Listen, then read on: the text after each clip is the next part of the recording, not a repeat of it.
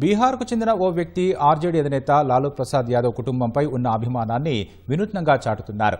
ముజఫర్పూర్కు చెందిన రంజిత్ నాయక్ లాలూ ప్రసాద్ యాదవ్తో పాటు ఆయన కుమారులు మాజీ సీఎం రబ్రీ దేవిల పచ్చబొట్లను తన శరీరంపై వేయించుకున్నారు. డ్రై క్లీనింగ్ షాప్కు యజమాని అయిన రంజిత్ లాలూ ప్రసాద్ యాదవ్ను తన దేవుడిగా కొలుస్తారు. ఆర్జేడీ నిర్వహించే ప్రతి కార్యక్రమానికి ఆయన హాజరవుతారు. అక్కడ పార్టీ జెండా పట్టుకుని నినాదాలు చేస్తూ ఉంటారు. 2024లో లాలూ యాదవ్ పుట్టినరోజు సందర్భంగా ఆయనపై ఉన్న ప్రేమను చూపించేందుకు తన శరీరంపై టాటూలు వేయించాలనుకున్నారు.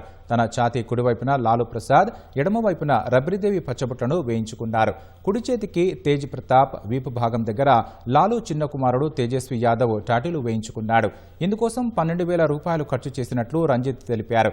శ్రీరాముడు, లక్ష్మణుడు లాగా తేజ్ ప్రతాప్, తేజస్వి ఇద్దరూ ఐకమత్యంగా కలిసి ఉండాలని రంజిత్ ఆకాంక్షించారు.